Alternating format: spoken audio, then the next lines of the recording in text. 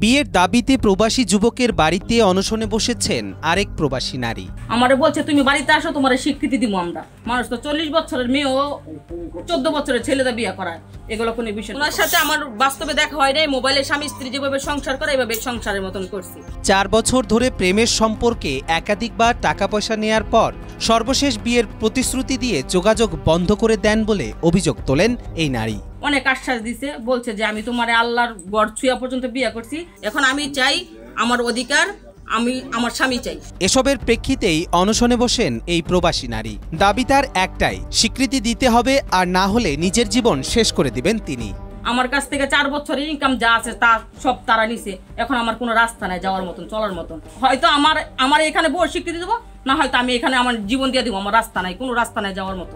বয়সে 10 বছরের বড় প্রবাসী নারী নাসিমা আক্তারের সাথে 4 বছর আগে মোবাইলে পরিচয় হয় গাজীপুরের কাপাসিয়ার প্রবাসী আসাদুজ্জামান সোহাগের। সেখান থেকেই ধীরে ধীরে গড়ে ওঠে প্রেমের সম্পর্ক।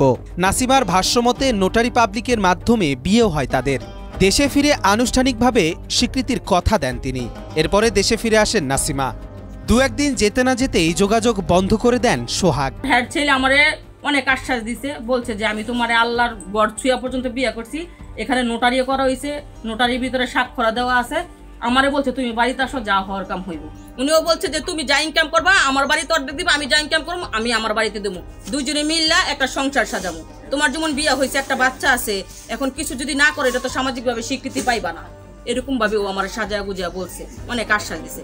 সোহাগকে খুঁজতে তার বাড়িতে আসেন নাসিমা। তারপর সেখান থেকে পুলিশ দিয়ে তাকে বের করে দেয়া হয় বলে অভিযোগ তোলেন এই নারী। নানান জটিলতায় একসময় কথা হয় 1 সপ্তাহের মধ্যে বিষয়টি নিষ্পত্তি করার, কিন্তু সময় পেরিয়ে যেতে থাকে। আর তারপরে স্বীকৃতির দাবিতে সোহাগের বাড়িতে অনশনে বসেন নাসিমা। আমারে বলছে তুমি বাড়িতে আসো, তোমার স্বীকৃতি দিব আমরা। আমি বাড়িতে আসার পরে তারা হামতাম শুরু করছে, 7 দিন পরে তোমার একটা ডিসিশন দিব, তোমার আমাদের বাড়ির বউ বানানো। 7 দিনের জায়গায় আজকে 9 দিন তারা কোনো খোঁজ খবরই নেই না, আমার সাথে কোনো যোগাযোগই নেই, তাদের ছেলেরও যোগাযোগ করতে দেয় না।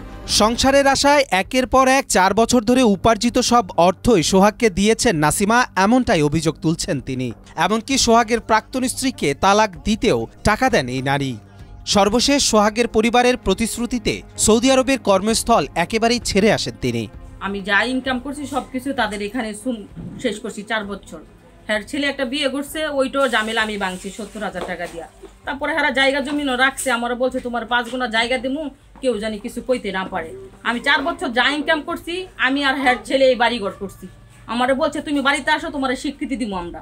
সোহাগের তুলনায় নাসিমার বয়স বেশি হওয়ায় পরিবার এই সম্পর্ক মেনে নিতে নারাজ, এমনটাই জানান নাসিমা।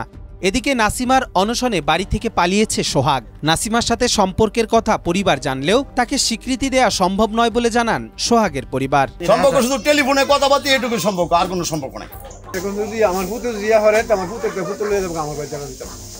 এটা হ্যাঁ এখন বলে আমার বয়স বেশি, এই সে অনেক রকম অনেক কথা বলে। এখন আমার টাকাটা সবকিছু করা শেষ, এখন আর আমার ভালো লাগে না।